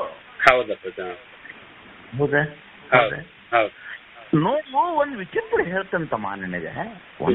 ಏನ್ ನನಗೆ ಹೆಂಗ್ ನೋಡು ಕುಣದಾಡಿ ಹೇಳ್ಬೇಕು ಅನಿಸ್ತೈತಿ ನನಗೆ. ಇದನ್ನ ಕುಣಿಬೇಕು ಅನಿಸ್ತೈತಿ ನನಗೆ. ಅಜ್ಞಾನ ಕಾಲದಲ್ಲಿ ಇದು ಹಿತ ಇದು ಅಹಿತ ಅಂತ ಎರಡು ಭಾಗ ಮಾಡ್ತಿದ್ನಿ ಅಲ್ಲಿ ತಮ್ಮ. ನೋಡು ಹುಷಾರ್ಲೆ ಶಾಸ್ತ್ರ ಚಂದ ಇರ್ತದ ನೋಡವು. ಅಜ್ಞಾನ ಈಗ ಒಂದು ಹೆಣ್ಮಕ್ಳು ಹೀರಿಕಾಯಿ ಬದ್ನಿಕಾಯಿ ತಗೊಳಕ್ ಹೋಗ್ತಾರಪ್ಪ. ಅವ್ರೇನ್ ಬಡ ಬಡ ಮುಂದ್ ಮ್ಯಾಲ ಕಂಡದ್ದು ಅಷ್ಟು ತಗೊಂಡ್ ಹಾಕೋತಾರ ನಾವನ್ನ. ಅದ್ರಾಗ ಒಂದ್ ಹಿಂಗ ನೋಡುದು, ಹಿಂಗ ತೆಗೆದು ನೋಡುದು, ಅದ್ರಾಗ ಹಿಂಗ ತೆಗೆದು ಹೋಗುದು. ಇವ್ರ ಕಾಯಿಪಲ್ಲೆ ತಗೊಂಡದ್ಕಿಂತ ಗೆಡಿಸಿದ್ದೆ ಹೆಚ್ಚಕತ್ತಲ್ಲಿ. ಹೌದು. ಯಾಕ ಅದ್ರ ಚಲೋ ಯಾವ್ದತಿ ಕೆಟ್ಟ ಯಾವ್ದತಿ ಅಂತ ಆ ಹೆಣ್ಮಗಳು ಆರಿಸಿ ತಗೋತಾಳ. ಹೌದಿಲ್ಲ? ಆರಿಸಿ ತಗೊಳ್ಳೋದು ಅಜ್ಞಾನ ದಶೆಯಲ್ಲದ. ಈಗ ಒಬ್ಬಕ್ಕೆ ತಾಯಿ ಒಂದ್ 2 ಅವಳಿ ಜೋಳಿನೋ ಹೆಂಗೋ 4 ಮಕ್ಕಳ ಹಡ್ದಿದ್ಲು. ಅದ್ರಾಗ ಒಂದ್ ಕರ್ಗ ಇತ್ತು, ಒಂದ್ ಕೆಂಪಗೆ ಇತ್ತು, ಒಂದು ಬುದ್ಧಿ ಮಂದಿತ್ತು, ಒಂದ್ ಶಾನೆ ಇತ್ತು. ಆ ಕಾಯಿಪಲ್ಯಗೆ ಆರಿಸಿ ಏನ್ರ ಮಕ್ಕಳ ಊತಳನೆ ಹೊರಗೆ ಇಲ್ಲಪ್ಪ. ಮತ್ ಯಾಕೋ ತಮ್ಮ ಅಲ್ಲಿ ಕಾಯಿಪಲ್ಯ ಯಾಕೆ ಚಿಂತೆ ಮಾಡ್ತೀರಿ? ಮತ್ ಇದು ಕರ್ಗ ಐತಲ್ಲ ಒಗಿರಿದನೆ ಹೇಳುವೈತ್ ನೋಡ್ರಿ, ಎಡಗಾಲ ಇಲ್ಲಿ ನೋಡಿದ್ರು ಮತ್ ಒಗಿರಿಲ್ಲ, ಇದನ್ಯಾಕೆ ಒಗಿವಲ್ರಿ? ಇಲ್ಲ. ಆ ತಾಯಿಗೆ ಅದು ಬುದ್ಧಿಮಾಂದಿರ್ಲಿ, ಅದು ಏನು ಸುಧಾರ ಶಾಣ್ಯಾರ ಇರ್ಲಿ, ಅದು ಏನಾರ ಇರ್ಲಿ, ಅವು ಎಲ್ಲವನ್ನೂ ಆಕೆ ತನ್ನ ಮಕ್ಕಳು ಅಂತ ಹೇಳಿ ಸ್ವೀಕರಿಸುವುದಾದ್ರೆ ಅಟ್ಟುನು ಸ್ವೀಕರಿಸ್ತಾಳೆ, ಬಿಡುದಾತಂದ್ರೆ ಅಟ್ಟುನು ಬಿಡ್ತಾಳ ಅವನು. ಹೌದಿಲ್ಲ? ನಿದ್ರೆಯೊಳಗೆ ತಾಯಿ 10 ಮಕ್ಕಳ ಹಡಿದ್ರು ಕೂಡ ನಿದ್ರೆಯೊಳಗೆ ಏನಾರ ಮಕ್ಕಳ ತ್ಯಾಕ್ ಹಾಕೊಂಡ್ ಮನೆಗಳೇನು? ಇಲ್ಲ ಇಲ್ಲ. ಎಚ್ಚರದಲ್ಲಿ ಎಂತಾರ ಒಬ್ಬರಿಗೆ ಮೇಲೆ ಒಬ್ರಿಗೆ ಕೀಳು ಮಾಡ್ಯಾಳೇನು? ಮಾಡಿಲ್ಲ. ಇಲ್ಲ. ಹೆಂಗೋ ಹಂಗ ಈ ಲೋಕದಲ್ಲಿ ಇದು ಹಿತ ಇದು ಅಹಿತ ಎಂದೆನೆಸದೆ. ನೋಡಲ್ಲಿ ಚಂದ ಶಾಸ್ತ್ರದು ಅದು ಬಹಳಷ್ಟು ಮಂದಿ ಹೆಂಗಿದ್ರ ಓಡಿ ಹೋಗಿ ಹಾಳಾಗಿ ಹೋಗ್ಯಾರಪ್ಪ ಅಂತಂದ್ರೆ ಅಹಿತವಾದದನ್ನ ಬಿಟ್ಟು ಹಿತವಾದದನ್ನ ಹಿಡ್ಕೋತ ಹೋಗ್ಯಾರ. ಹೌದು. ಇದು ಮೇಲ್ನೋಟಕ್ಕೆ ಹಂಗ ಕಾಣ್ತದ ನಿಮಗೆ. ಆದ್ರೆ ಜ್ಞಾನಿ ಪುರುಷ ತನ್ನ ಸ್ವರೂಪವನ್ನು ಬಿಟ್ಟು ಅನ್ಯವಾದ ಸಕಲ ವಸ್ತುಗಳಲ್ಲಿ ಈ ದ್ವೈತವನ್ನು ನೋಡುವುದು ನಾವು. ಇವು ಎಲ್ಲವೂ ಏನಂತಾರೆ, ನನ್ನಿಂದ ಇವು ಅನ್ಯ, ಇವು ಏನಿವು ಜಗದಾಧಿಪತಿ ಪದಾರ್ಥಗಳು ಹಿಡ್ಕೊಂಡು ಸ್ವದೇ ತನಕ ಏನಿದು ಇವು ನನ್ನಿಂದ ಅನ್ಯವು. ಹೌದಿಲ್ಲ? ಇವುಗಳಿಗೆ ಮೋಹ ಸಲ್ಲದು ಅಂತ ಹೇಳಿ ಸದಾಕಾಲ ಆತ್ಮಾಕಾರ ವೃತ್ತಿಯೊಳಗಿರ್ತಾನಲ್ಲ, ಅದು ಅವನ ಪ್ರಥಮಾಂಗ. ನೋಡ್ಕೋ ಇನ್ನ ಹಿತ ಇದು ಅಹಿತವೆಂಬ ತಿಳಿವಿಗೆ ವಿಷಯ ವಿರತಿಯೇ ಸೂಚನೆ. ಹೌದು. ಹಿತವಾದದ್ದು ಕೂಡ ವಿಷಯವೇ ತಮಾದ. ಏನ್ ಹಿತವಾದ ಚಂದನ್ನ ವಿಷಯ ಅಲ್ಲೋ? ಹೌದು, ವಿಷಯ. ತಮ್ಮ ಒಂದ್ ಮಾತು ಹೇಳಿ ತಮ್ಮ. ಅರ್ಜುನ ಪಾಶುಪತಾಸ್ತ್ರವನ್ನು ಪಡೆಯುವ ಸಲುವಾಗಿ ನನಗೆ ಬಹಳ ಹೇಳ್ಬೇಕು ಅನಿಸ್ತತಿ. ಏನ್ ಮಾಡ್ಲಿ, ಸಾಕಾಗಲ್ದಪ್ಪ. 2 ದಿವಸ ಮಾಡ್ರ ದೇವಲೋಕಕ್ಕೆ ಹೋಗಿದ್ದ ರುದ್ರನ್ನ. ದೇವಲೋಕದೊಳಗ ದೇವೇಂದ್ರನ ಆಗಮನ, ಸ್ವಂತ ಮಗ ಅನ್ನೋದು 1, ತಪಸ್ಸು 2, ಅತ್ಯಂತ ಸುಂದರಾಂಗ ಅರ್ಜುನ. ಏನ ದೇವಲೋಕದೊಳಗಿನ ದಾಂಗುಡಿಯಲ್ಲಿ ಜನ ಹುಚ್ಚಿಡಿತಪ್ಪ.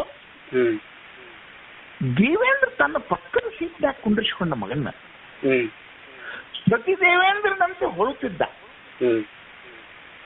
ಪ್ರತಿ ದೇವೇಂದ್ರನಂತೆ ಹೊಳೆಯುವಾಗ ಅವನ ಸಂತೋಷಕ್ಕಾಗಿ ನಾಟ್ಯವನ್ನು ಏರ್ಪಡಿಸಿದ್ರು.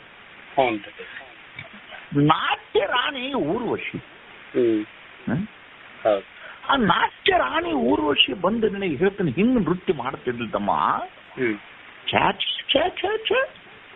ಆ ನೃತ್ಯ ಭಂಗಿಯನ್ನು ನೋಡ್ಕೋತ ಅರ್ಜುನ ಆಕೆಯ ಕಣ್ಣಿನೊಳಗೆ ನೆಟ್ಟ ದೃಷ್ಟಿಯಿಂದ ನೋಡಕತ್ತಿದ.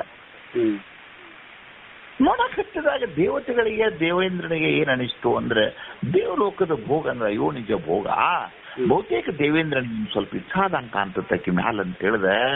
ಎಲ್ಲಾ ಸಭೆ ಮುಗಿದ ನಂತರ ರಾತ್ರಿ ಹೆಣ್ಮಗಳನ್ನು ಕರೆದು ನೋಡು, ಅವ ಪ್ರತಿ ದೇವೇಂದ್ರ ಅಂತ ತಿಳ್ಕೋ, ನೀನು ಹೋಗಿ ನೀ ಅವನ ಜೊತೆಗೆ ಇವತ್ತಿನ ದಿವಸ ಅವನಿಗೆ ಸಂತೋಷ ಉಂಟು ಮಾಡು ಅಂತ ಆಕಿನ ಕಳಿಸಿದ್ರಪ್ಪ.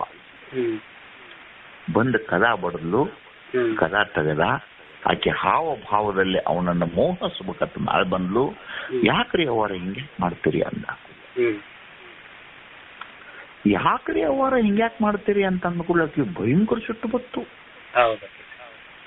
ಏನು ಮೇನಕೆ ಅಂತವ್ರು, ಅವ್ರ ರಾಣಿ, ನಾನು ಜಗತ್ತಿನೊಳಗಿರುವಂತ ದೊಡ್ಡ ದೊಡ್ಡ ಗಡ್ಡ ಬಿಟ್ಟು ಸನ್ಯಾಸಿಗಳೇ ನನ್ನ ಕೈಯಾಗ ಹಾಳಾಗಿ ಹೋಗ್ಯಾರ. ವಯಸ್ಸಿನ ಹುಡುಗಿ ನಾನಾಗೆ ಬಂದ್ರಿ ಅಯ್ಯವ್ವ ಅಂತ ನನಗೋ ಅಂತೇಳಿ ಆಕೆಗೆ ಅವಾಗ ಜಗ ಆತು. ಜಗಳ ಆದ ನಂತರ ಅರ್ಜುನ ಹೇಳಿದ, ಅಮ್ಮ ನಾನು ನಿನ್ನನ್ನು ನಾಟ್ಯದಲ್ಲಿ ನಾನು ನೋಡಿದ್ದು ಯಾತಕ ಅಂತಂದ್ರೆ ನನ್ನ ತಾಯಿ ಇವತ್ತು ಕೂಡ ಎಷ್ಟು ಸುಂದರವಾಗಿ ಆಕೆ ನೃತ್ಯ ಮಾಡ್ತಾಳಲ್ಲ ಅಂತ ನಾನು ನನ್ನ ತಾಯಿಯ ರೂಪದಲ್ಲಿ ನೋಡಿನೇ ಹೊರತು ಬೇರೆ ರೂಪ ನನಗಿಲ್ಲಮ್ಮ ಅಂತ ಅಂದಾಗ ಶಾಪ್ ಕೊಡ್ತಾನ ಸೊಳೆ ಮಗನೇ ಅಂದ್ರು. ಅವಾಗಂತಾನ ಇವ ನಿನ್ನ ಶಾಪ್ ತಾಯಿ ಎಂದಾರು ಮಗನಿಗೆ ಶಾಪ್ ಕೊಡ್ತಾಳೇನು? ಊರ್ವಶಿ ಅಂತಂದ್ರ ನೀನು ದೇವೇಂದ್ರನ ಮಡದಿ, ನೀವು ದೇವೇಂದ್ರನ ಮಗ, ದೇವೇಂದ್ರನ ಮಡದಿ ಊರ್ವಶಿ ನನಗೆ ತಾಯಿ ಅಕ್ಕಿ ಇಲ್ವಾ ನೀನು? ನೀ ಹಿಂಗ್ ಮಾಡ್ತೀನವಾ ಅಂತ ಅಂದು ಕೂಡಲೇ ಹಾಕಿ ನೀನು ಸೊಂಡನಾಗಿ ಹೋಗು ಅಂತ ಶಾಪ್ ಕೊಟ್ಟ. ಅರ್ಜುನ್ ಅಂತಾನ ಕೃತಾಸ್ತು ತಾಯಿ, ಕತಿ ಮುಗಿತಿ. ಇಲ್ಲಿ ಹೇಳ ನಿನ್ನ ಕುಂಡ್ರಸ್ತಾನೆ ಈಗ ಅಲ್ಲಿ.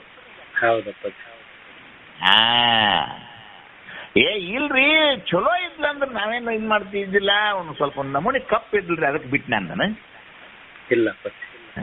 ಈ ಕನ್ಯಾ ನೋಡಕ್ ಹೋದವ್ರು ಅಂತಿರ್ತಾರಲ್ಲ ಹಂಗ ಅಂದನ ಇಲ್ಲ. ಅಪ್ಪಗಳು ಅಲ್ಲಿ ಬಡಗಿ ತಗೊಂಡ್ ಹಾವು ಬಂದತ್ ಬರಲಿ ಅಂತ ಹೇಳಿ ಬಡಗಿಲೆ ಹೊರಗೆ ಚೈನ ಚಿಮ್ಸಿದ್ರಲ್ಲ, ಒಂದ್ 5 ತೊಲಿ ಇದ್ರೆ ತಗೋತಿದ್ರಿ, ಒಂದ್ ತೊಲಿವೇನಂತೇಳಿ ತಗೊಳಿಲ್ಲ ಒಗದಿವ ಅಂದ್ರನ? ಇಲ್ಲ. ಯಾವುದು ಹಿತ ಯಾವುದು ಅಹಿತೋ? ಜಗದಾದಿ ಸಕಲ ಪದಾರ್ಥಗಳು ಜಡರೂಪವನ್ನು ಹೊಂದಿದೆ ಹೆಣ ಇವು. ಅದು ಒಂದು ಚಂದನ ಹೆಣ ಇದ್ದಿತ್ತು, ಒಂದು ಬಾತ್ ಹೆಣ ಇದ್ದಿತ್ತು. ಸಕಲ ವಸ್ತುಗಳೆಲ್ಲ ಹೆಂಗ್ ಕಾಣ್ತಾವಾಗ ಜಡರೂಪದಂತೆ ಕಾಣ. ಹೌದಿಲ್ಲ? ಅವುಗಳ ವಿರತಿಯೇ ಅವನ ಭಾವದೊಳಗೆ ಏನಪ್ಪಾ ಅದು ವಿರತಿಯೇ. ಹೌದಿಲ್ಲ? ಅದು ಅವನ ಪ್ರಥಮಾಂಗ.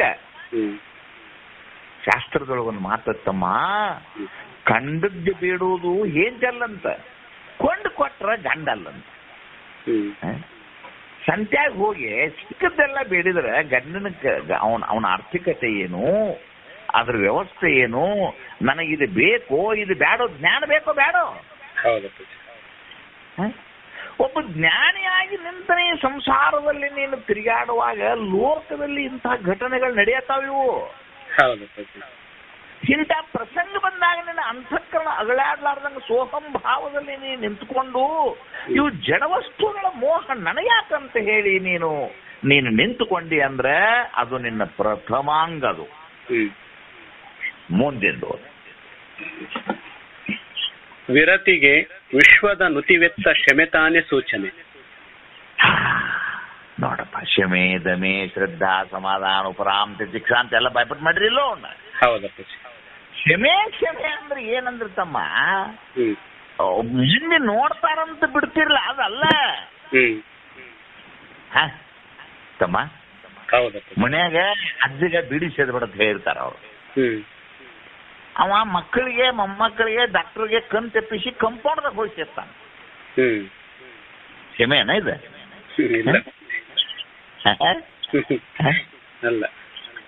ನಿಮ್ ಮುಂದೇನು ಸೇದಿಲ್ಲ ಅವ, ಕಂಪೌಂಡ್ದಾಗ ಸೇದಿ ಬಂದ ನೋಡಿ ಹೋಗಿ. ಏನಪ್ಪಾ ಹಂಗಲ್ಲದ ಅಂತಃಕರಣದಲ್ಲಿ ಅರ್ಜುನ ಊರ್ವಶಿಯನ್ನು ನೋಡಿದಾಗ ಬಾಯವಾ ಬಾಯವಾ ಬಾಯವಾ ಅನ್ಬೇಕಾದ್ರೆ ಅವನ ಅಂತಃಕರಣ ಹೆಂಗಿರ್ಬೇಕು ತಮ್ಮ? ಆ ಕ್ಷಮೆಯೇ ಸೂಚನೆ. ಮುಂದೆ ಕ್ಷಮೆಗೆ ಸನ್ಮತವಾದ ಪರಮುಕ್ತಿ ಪದದ ಒಲಿಮೆ ಸೂಚನೆ. ಏನಪ್ಪಾ ಆ ಕ್ಷಮ ಅದ್ರ ಅಂದ್ ಹಿಡ್ಕೊಂಡು ಅಷ್ಟು ತಗೋರೆ ಅವನು. ಸದಾ ಕಾಲ ಅಧಿಕಾರಿ ವಿಷಯ ಸಂಬಂಧ ಪ್ರಯೋಜನ ಅಂತ ಮುಗಿದ ತಕ್ಷಣ ಕೆಳಗೆ ಏನ್ ಪಾಠ ಮಾಡ್ಯಾನ? ವಿವೇಕ ವೈರಾಗ್ಯ ಸಂಪತ್ತಿ. ಯಾವ್ದಪ್ಪ?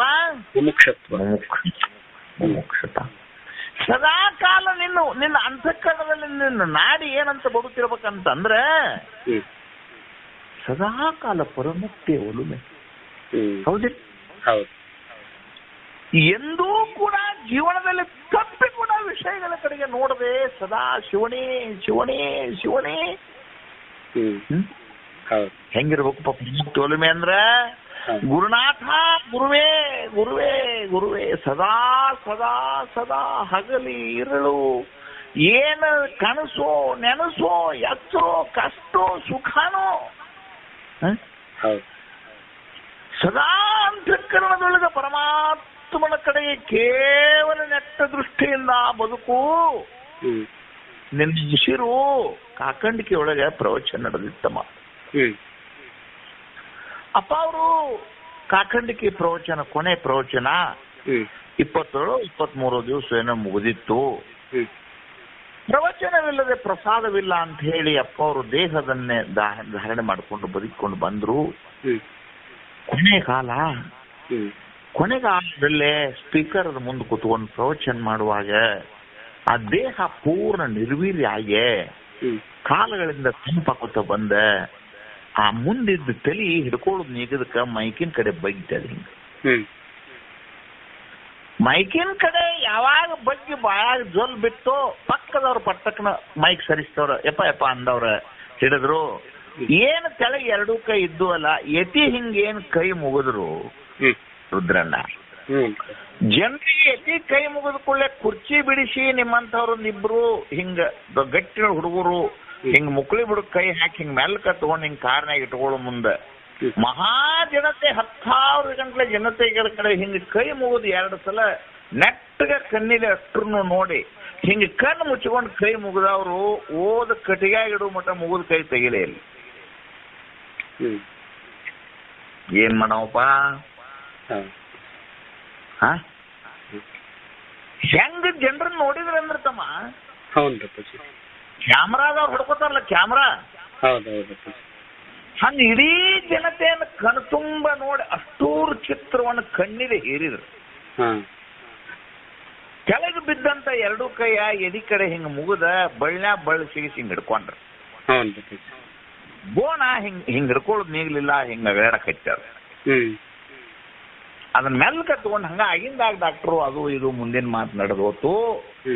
ಕೊನೆ ಕಾಲ ದೇಹ ಬಿಟ್ಟ ಪೂರ್ಣ ಪ್ರಾಣ ಹೋಗೇಕಂತ ಇಡೀ ಜಿಲ್ಲಾ ಪಂಚಾಯತ್ ಅವ್ರು ಬಂದ ಇಡೀ ಡಾಕ್ಟ್ರು ಫೈನಲ್ ಮಾಡಿ ತೆಗೆದು ಎಚೆ ಕಟಿಯಾಗಿಟ್ರು ಮುಗಿದ ಕೈ ಬಿಡ್ಲೇ ಇಲ್ಲ.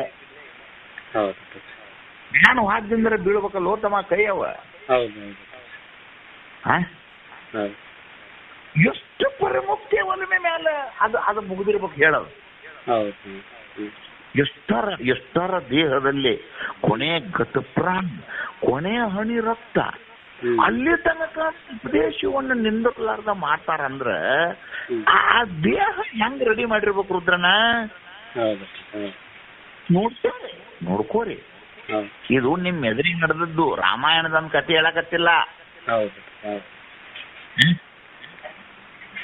ಜಟಾಯು ಅಂತ ಒಂದು ಪಕ್ಷಿ ಸೀತೆಯ ರಾವಣ ಕದ್ದೊಯ್ಯುವಾಗ ಪಕ್ಷಿ ಗಿಡದ ಮೇಲೆ ಕೂತು ನೋಡ್ತು, ಎಲ್ಲಾ ದುಷ್ಟ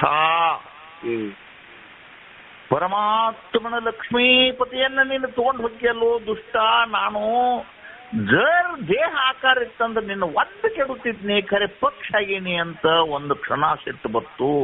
ವಿಚಾರ ಮಾಡ್ತು, ಪಕ್ಷಿನ ಆಗ್ಲಿ ಮನುಷ್ಯನೇ ಆಗ್ಲಿ ಅನ್ಯಾಯ ನನ್ನ ಎದುರಿ ನಡೀತಂದ್ರೆ ಬಿಡಬಾರ್ದ ಅಂತ ಹೇಳಿ ರಾವಣ ನೋಡು ಹೋರಾಡಕತ್ತು. ಕೈಯಾಗ ಇದಿತ್ತು, ಕತ್ತಿತ್ತು, ಪಟ್ನ ತಗೊಂಡು ಹೊಡೆದ, ರೆಕ್ಕೆ ಕತ್ತರಿಸಿ ನೆಲಕ್ಕೆ ಬಿತ್ತಪ್ಪ. ನೆಲಕ್ಕೆ ಬಿದ್ದು ರಕ್ತಸ್ರಾವ ಆಗಿ ನೀರಡಿಕೆ ಆಗಿ ಅರ್ಧಾಲಿಗೆ ಕಚ್ಚಿ ಬಂಡು ಬಾಯಾಗ ಹೊಕ್ಕರು ಕೂಡ ಅದ್ರ ಏನಿತ್ತಂದ್ರೆ ತಮ್ಮ, ಶ್ರೀರಾಮ ಬರ್ಬೇಕು, ಶ್ರೀರಾಮನಿಗೆ ನಿನ್ನ ಹೆಂಡತಿಯನ್ನು ದುಷ್ಟ ತಗೊಂಡು ಹೋದನ್ನು ಸುದ್ದಿಯನ್ನು ಹೇಳಿ ರಾಮನನ್ನ ಕಣ್ತುಂಬ ನೋಡಿ ಪ್ರಾಣ ಬಿಡ್ಬೇಕಂತ ಹೇಳಿ ಅರಣ್ಯಗಳು ಕೆಟ್ಟ ಬಿಸಿಲಾಗ ಬಿದ್ದಿರ್ಬೇಕಂದ್ರ ಆ ಪರಮುಕ್ತಿ ಒಲಿಮೆ ಎಷ್ಟು ಬೇಕಾರಿರಬೇಡ ತಮ್ಮ. ಇನ್ನ ಏಸ್ ಕತೆ ಹೇಳಿಪ್ಪ ನೋಡಿ. ಪರಮುಕ್ತಿ ಒಲುಮೆ ಅಂತಂದ್ರ ಹೆಂಗ ಹಸದವನಿಗೆ ಆಹಾರವನ್ನು ಯಾವಾಗ ನೀಡ್ಯಾರು ಅಂತಿರ್ತಲ್ಲ, ಹಂಗ ಒಬ್ಬ ಜ್ಞಾನಿಯ ಪುರುಷ ಅವನಿಗೆ ಸದಾ ಅಂತಃಕರಣದಲ್ಲಿ ಏನಿರ್ಬೇಕಪ್ಪ? ಶಿವಚಿಂತನೆ. ಹೌದಿಲ್ಲ? ಮುಂದೆ ನೋಡಿ. ಪರಮುಕ್ತಿಯ ಒಲಿಮೆಗೆ ಗುರು ಸೇವೆ ಸೂಚನೆ. ಹೆಂಗಪ್ಪ ಪರಮುಕ್ತಿ ಒಲಿಮೆ ಅಂದ್ರೆ ಏನ್ ತೋರ್ಸಾಕ್ ಬರ್ತದೆ? ಜಟಾಯನಿಗತಿ ನೆಲಕ್ ಬೀಳ್ಯ ನಾನು? ಇಲ್ಲ. ಪರಮುಕ್ತಿ ಒಲಿಮೆ ನನಗ ಅತಿ ಅಂತ ಅನ್ಲಿಕ್ಕೆ ಗುರುತು ಏನಪ್ಪಾ ಅಂದ್ರೆ ಸದ್ಗುರುಗಳ ಸೇವೆ. ಹೌದು. ಅದನ್ನ ಮಾತ್ರ ಹಾಗೆ ಹೇಳಿಸ್ಕೊಟ್ಕೊಂಡ್ರೆ ಬೇಡ್ರಿ ಅನ್ನೋದನ್ನ ಈಗ ರಗಡೆ ಹೇಳಿಲ್ಲ. ಗುರು ಸೇವೆಯ ಅಂಗ ಸ್ಥಾನ ಸದ್ಭಾವ ರೂಪವಾಗಿ ಒಂದೇ ಕಡಿದು ಒಂದೇ ಹೇಳಿ ಮುಂದಕ್ಕೆ ಹೋಗ್ತದೆ. ಈಗ ಮುಂಜಾನೆ ಎದ್ದ ನಿನಗೇನೋ ನಿನ್ ರಾತ್ರಿ ಊಟದಲ್ಲಿ ಸ್ವಲ್ಪ ಫರಕಾಗಿ ನೀನು ರಾತ್ರಿ ಒಂದ್ ಸ್ವಲ್ಪ ಎದ್ದು ಬಾತ್ರೂಮ್ಗೆ ಹೋಗುವಾಗ ದೋತ್ರದಾಗ ಸಂಡಾಸ ಹಾಕ್ಪ ನಿನಗೆ. ಒಂದಿಟ್ಟು ಚಾದರ ಚಾಪಿ ನಿನ್ ಲುಂಗಿ ಪಂಗಿ ಅಷ್ಟು ಸಂಡಾಸ ಹಾಕಿಪ್ಪ. ಸಂಡಾಸ ಆದ ಕೂಡಲೇ ನೀನು ಹತ್ತಂಗ ಅರಿಬಿ ಹಿಡ್ಕೊಂಡು ಅಲ್ಲಿ ಬೀಳಾರ್ದಂಗ ನೆಲ್ಕ ತಗೊಂಡು ಬಾತ್ರೂಮ್ ಹೋಗಿ ಏನ್ ಮಾಡಿದೆ ಅದನ್ನ ಎಲ್ಲ ಸ್ವಚ್ಛ ಮಾಡ್ಕೊಂಡು ತೊಳ್ಕೊಂಡೆ. ಹೌದಾ? ನಿನಗೆ ಎಷ್ಟು ಹೇಸಿಗೆ ಬತ್ತಂತಮ್ಮ ಈಗ? ಇಲ್ಲ ಅಲ್ಲ, ನಿನ್ ಚಾದರದಾಗಟ್ಟಾಗಿತ್ತು, ಚಾಪ್ಯಾಗಾಗಿತ್ತು, ಲುಂಗ್ಯಾಗಾಗಿತ್ತು, ಚಡ್ಡ್ಯಾಗಾಗಿತ್ತು. ಈಗ ನಿನಗೇನ್ರ ಹೇಸಿಗೆ ಬತ್ತೇನು? ಇಲ್ಲ. ಹೆಂಗ ನಿಂದು ತೊಳ್ಕೊಳ್ಳುವಾಗ ನನಗೆ ಹೇಸಿಗೆ ಬಂದಿಲ್ಲೋ ಹಂಗ ಸದ್ಗುರುವಿನ ಸೇವೆಯಲ್ಲಿ ನಿನಗೆ ಹೇಸಿಗೆ ಬರಲಿಲ್ಲ ಅಂತಂದ್ರೆ ನಿನಗ ಪರಮುಕ್ತಿ ಒಲುಮೆ ಐತೆ ತಿಳ್ಕೊಬೇಕು ನೋಡಪ್ಪ. ಮುಂದ ಗುರುಪಾದ ಸೇವೆಗೆ ವೇದಾರ್ಥ ಸೂಚನೆ. ವೇದಾರ್ಥವೇ ಸೂಚನೆ. ಸದ್ಗುರುಗಳಲ್ಲಿ ಏನ್ ತಮ್ಮ ಅಲ್ಲಿ ಏನ್ರ ಮುತ್ತಾರತ್ನ ಬೆಳ್ಳಿ ಬಂಗಾರ ಸಿಗ್ತಾವನ?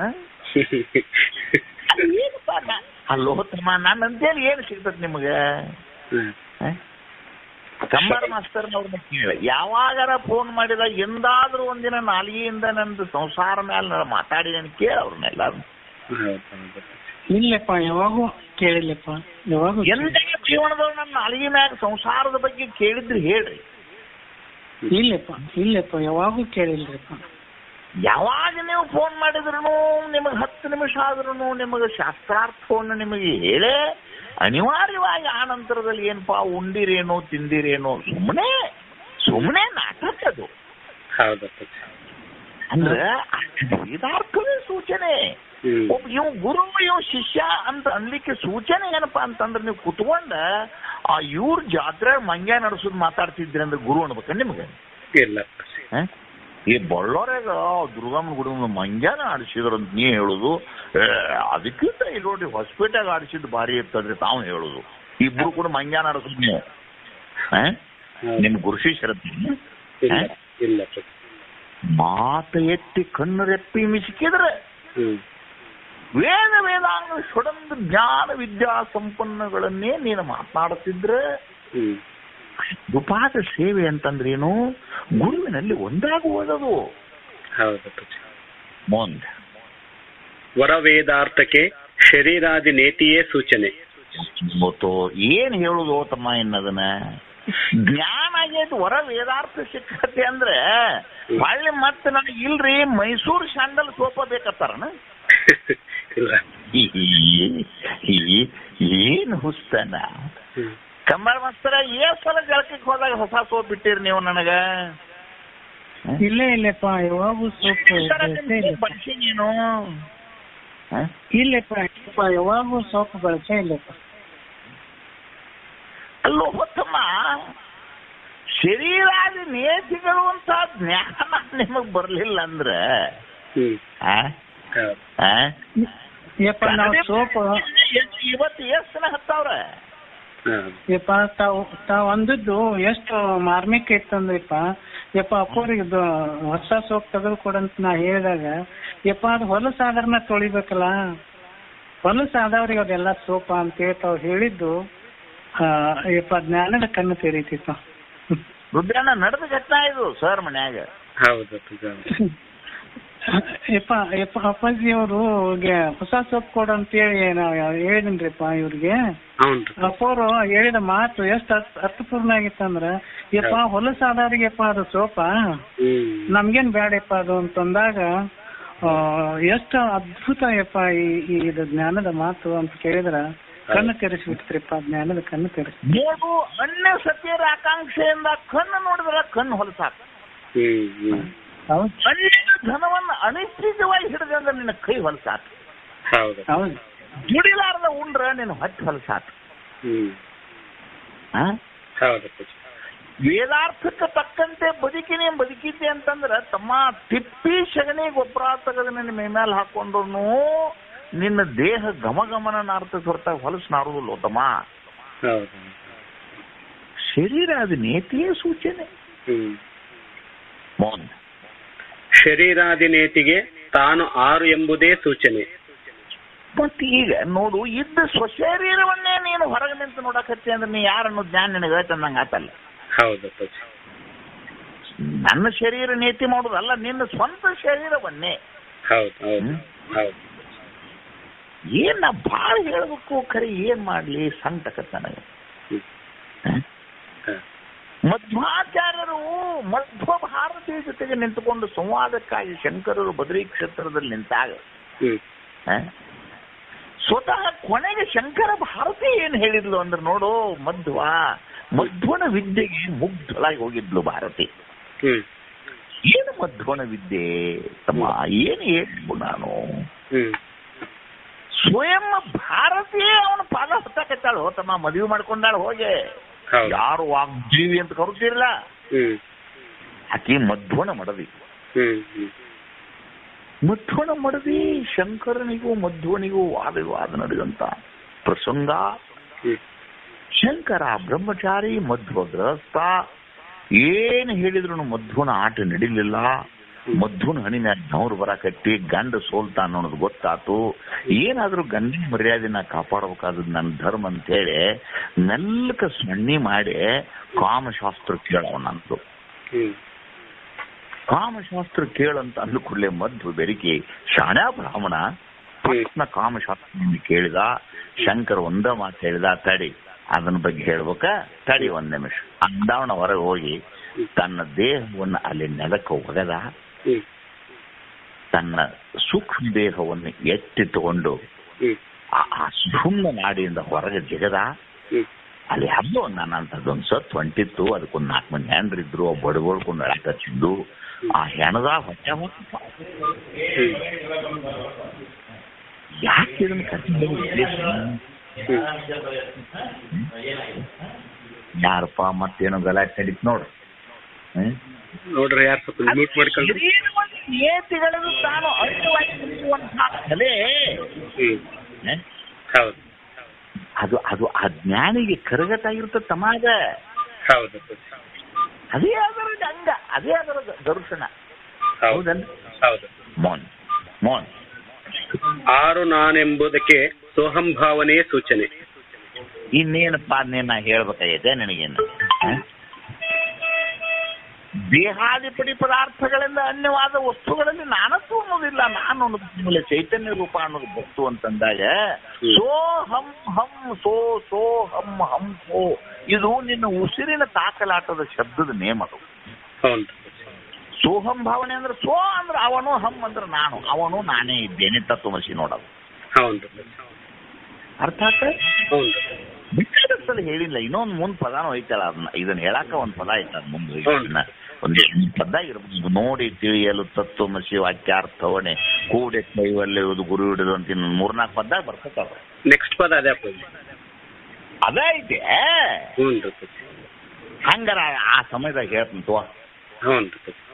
ವಿಚಾರಿತ ಸೋಹಂಭಾವನೆಗೆ ಅವನಿಸಿದ ಸಾರ ಸುಖವೇ ಸೂಚನೆ. ಏನತಿ ಅದ್ರಾಯ್ತಮ್ಮ? ದುಃಖ ನನಗ ಐತಿಲ್ಲೇ ತಮ್ಮ. ನನ್ನ ಬಿಟ್ಟು ಅನ್ಯವಾದ ಜಗತ್ತೇ ಇಲ್ಲಂದಾಗ ದುಃಖ ನನಗೆ ಸಾರ ಸುಖವೇ ಸೂಚನೆ. ಯಾರು ಹೊಗಲಿ, ಯಾರು ತೆಗಳಲಿ, ಯಾರ ನಿಂದೆ ತಗೊಂಡು ಏನ್ ಮಾಡೋದು, ಯಾರ ಒಂದನೆ ಪ್ರಮಾಣಗಳಿಗೆ ಬಹಳ ಸುಂದರವಾಗಿ ಅಪ್ಪವ್ರು ಅಪ್ಪಣೆ ಮಾಡಿದಾರೆ ಇದನ್ನ. ಎಲ್ಲರಂತೆ ಉಂಡು ಹುಟ್ಟು ಸುಖದಿಂದ ಇರ್ಪಣ್. ಎಲ್ಲರಂತೆ ನಿಮ್ಗೂಡ ಅಪ್ಪಗಳು ಅಪ್ಪಣೆ ಮಾಡ್ಯಾರ ಮಂಗ್ಬೋದಿ ಒಳಗೆ. ಮೋನ್ ಸುಖಕ್ಕೆ ನಿತ್ಯ ನಿಜ ನಿರ್ವಿಕಾರ ಗುರು ಶಂಭುಲಿಂಗವಾಗಿಹದೇ ಸೂಚನೆ. ನಿತ್ಯ ನಿರ್ವಿಕಾರ, ಅನಿರ್ವಿಕಾರ ಶಬ್ದ ಅನ್ನೋದನ್ನ ಅಂಡರ್ಲೈನ್ ಮಾಡ. ನಿರ್ವಿಕಾರತಾ ಅಂದ್ರೆ ಏನು? ಸುಖಕ್ಕೆ ಹಿಗ್ಗದೆ, ದುಃಖಕ್ಕೆ ಹಿಗ್ಗದೆ, ಚಳಿಗೆ ನಡುಗದೆ, ಬೇಸಿಗೆಗೆ ಒಣಗದೆ, ಇಂಥ ಕಾಲದಲ್ಲಿಯೂ ಕೂಡ ಅಂತಃಕರಣವನ್ನು ಈ ವಿಷಯಗಳ ಜೊತೆಗೆ ಬೆರೆಸದೆ ಗದ್ದಲ ಮಾಡಕತ್ತೀವಿ ನೋಡು. ದಯವಿಟ್ಟು ಯಾರು ನೋಡ್ರಿ ಕಾರ್ಯಕ್ರಮದಾಗಿದ್ರೆ ಸ್ವಲ್ಪ ಮ್ಯೂಟ್ ಆಫ್ ಮಾಡಿ ಕಳ್ಸಿ. ಆ ಪುಣ್ಯ ಪುರುಷ ಅವ ತನ್ನ ಸಮಗ್ರ ಜೀವನದಲ್ಲೇ ತನ್ನ ಜೀವನವನ್ನು ಜ್ಞಾನರೂಪವಾಗಿ ಅನುಭವಿಸ್ತಾನಲ್ಲದೆ ಕೊನೆಯದೊಂದೇ ಒಂದು ಶಾಂತಿ. ಆಕಾಶದಲ್ಲಿರುವ ಸೂರ್ಯನಿಗೆ ಒಮ್ಮೆ ಕರಿ ಮೋಡ್ ಬಂದ ಅಡ್ಡಕ್ಕವು, ಒಂದು ಬಿಳಿ ಮೋಡ್ ಬಂದ ಅಡ್ಡಕ್ಕವು, ಒಂದು ಕೆಂಪು ಮೋಡ್ ಬಂದ ಅಡ್ಡಕ್ಕವು, ಒಮ್ಮೆ ಗ್ರಹಣ ಬಂದು ಹಿಡುತ್ತತಿ. ಇಷ್ಟೆಲ್ಲ ಬಂದ್ರು ಆ ಸೂರ್ಯ ಏನಾರ ಒಂದ್ ದಿವಸ ಬ್ರಹ್ಮದೇವರಂತೇಳಿ ಹೋಗಿ ಏನ್ರಿ ನಿಮ್ಗೆ ಅರ್ಚನೆ ಬಾಳಂತ ಕೇಳ್ಯಾನ? ಇಲ್ಲಪ್ಪ ಕೇಳಿಲ್ಲ. ಹೆಂಗ ಸೂರ್ಯದೇವ ಯಾವುದೇ ತೆರನಾದ ಮೋಡ ಬಿರುಗಾಳಿ ಗಾಳಿ ಧೂಳು ಏನಿದ್ರು ಕೂಡ ಒಂದೂ ದಿವಸ ಹೆಂಗ ತನ್ನ ಕ್ರಿಯೆಯಲ್ಲಿಂದ ಬದಲಾಗಿಲ್ಲವೋ ಹಂಗ ಜ್ಞಾನಿ ಪುರುಷನೇನು ಇನ್ಮೇಲೆ ಜೀವನದಲ್ಲಿ ಆ ಸೂರ್ಯನನ್ನೇ ನನ್ನ ಗುರುವಾಗಿ ಇಟ್ಕೋಬೇಕು. ಬಹಳ ಹೇಳ್ಬೇಕು, ಬಹಳ ಹೇಳ್ಬೇಕಾದ್ರೆ ಚರಿತ್ರೆ ನನ್ನ ನಾಲಿಗೆ ಮೇಲೆ ಕುಡಿತೈತಿ. ಸಿದ್ಧಾರೂಢಪ್ಪಗಳ ಚರಿತ್ರೆ ಪೂರ ಆಗು ಮಠ ಹೇಳ್ಬೇಕು ನಾ ಈಗ. ನಿಮ್ಮ ಸಮಯಾನುಸಾರಕ್ಕ ನಿಮ್ಮ ಡಿಸೆಂಬರ್ ನೋಡದೆ ಮುಗಿಸ್ಬೇಕಾಗೈತಿ. ದೇವಿಯ ಶ್ರುತಿದೇವಿಯ ಸದ್ಗುರು ಮಾತನ್ನ ಕ್ಷಮಾ ಕೇಳಿ ಈ ಪದ್ಯವನ್ನು ಮುಗಿಸ್ತಾನೆ, ಅಲ್ಲದೆ ನನಗೆ ಮುಗಿಸ್ಬೇಕಂತ ಆಸೆ ಇಲ್ಲ. ನೀವು ಬಲ್ಲ ಪಂಡಿತರಿದ್ದೀರಿ, ಒಂದನ್ನ ಹೇಳಿದ್ದನ್ನ 10 ಕೊಡಿಸ್ಕೋಬೇಕು. ನೀವು ಒಂದನ್ನ ಹೇಳಿದ್ದನ್ನ 10 ಕೊಡಿಸ್ಕೊಂಡು ನೀವೇನಾಗ್ಬೇಕಂದ್ರೆ ಸರಸ್ವತಿ ಶಾರದೆ ವರಪುತ್ರರಾಗಿ ಲೋಕದಲ್ಲಿ ಬಾಯಿ ತೆಗೆದ್ರೆ ಜಗತ್ತಿಗೆ ಮೌನಾಗಿ ನಿಂತಿರ್ಬೇಕು ನೋಡಿ.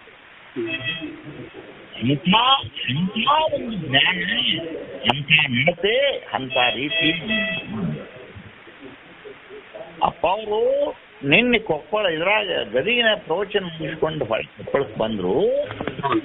ಸುಮಾರು ಒಂದು 30-35 ಸಾವಿರ ಜನ. ಹೌದಪ್ಪ, ಏನ್ ಆಶ್ಚರ್ಯ ಇದು. ಹೌದು, ಇಡೀ ಗದಗಿನ ಜನತೆ ಎಷ್ಟೋ ಅಷ್ಟು ಜನ ಹೊರಗಿನಿಂದ ಬಂದಿತ್ತು. ಹೌದು, ಏನಪ್ಪ ಯಾಕ? ಆ ಜ್ಞಾನದ ಗುರ್ತದು. ಅವ್ರ ಬಾಯಿ ತೆಗೆದ್ರೆ ಸಂತೋಷ, ಅವ್ರ ಕಣ್ಣಿನ ನೋಟಗಳ ಸಂತೋಷ, ಅವ್ರ ದರ್ಶನವೇ ಸಂತೋಷ. ಯಾಕ? ವಿಷಯ ವಿರತಿ. ನೀನ್ ಹೇಳಿದಿಲ್ಲ ಅವ್ರ ಅರಿವುಗಳು ಎಷ್ಟು ತೂಕಕ್ಕೆ ಅಕ್ಕ ಅನ್ನೋದು. ಒಂದು ಮಣ್ಣಿನ ಪ್ರಯಾಣದಾಗ ಏನಪ್ಪ ಗಂಡು ಮಾಡಿ ಅಡಿಗೆ ಇಟ್ಕೊಂಡು ಒಂದ್ ತೆಳಗ್ ಹಾರವಾದ ಕೈಲೇ ಸಿಗೋದಿಲ್ಲ ಅದು ಅರಿವಿ. ಅಂತದೊಂದು ಅರಿವಿ ಮೇಲಾಗ ಹೊಕ್ಕೊಂಡು ಹಗಲಿ ರಾತ್ರಿ ದುಡಿತಾರಪ್ಪ ಅಂತಂದ್ರೆ ಅಂತಃಕರಣಕ್ಕ ಶಿವನ ಜ್ಞಾನ ಎಷ್ಟಾಗಿರ್ಬೇಕು, ಎಷ್ಟಾಗಿರ್ಬೇಕು ಹೇಳಿ. ಇದಕ್ಕೆ ನೀವ್ ಏನ್ ಮಾಡಬೇಕಪ್ಪ ಅಂದ್ರೆ ನೋಡ್ರಿಪ್ಪ, ಸಾಧುವರ್ಯನನ್ನ ಪೂಜಿಸಿರಿ, ಸಾಧುವರ್ಯನನ್ನ ಸೇವಿಸಿರಿ, ಸಾಧುವನ್ನು ನಿಂದಿಸಿದಿರಿ. ಅವ್ರ ಹತ್ತಿರ ಎಂಥ ಜ್ಞಾನ ಇರ್ತದೆ ನಿಮ್ಗೆ ತಿಳಿಯುವುದಿಲ್ಲ. ಅದಕ್ಕೆ ನೀವು ಸಕಲ ಸಾಧುಗಳು, ಸಕಲ ವಿದ್ಯಾವಿನಯರಾಗಿ ನೀವು ಸಂತೋಷವಾಗಿ ನಿಮ್ಮ ಬದುಕಿನಾಗಲಿ ಅಂತ ಹಾರೈಸುತ್ತಾ ಸರ್ವರ್ಣ ನಮಸ್ಕಾರ.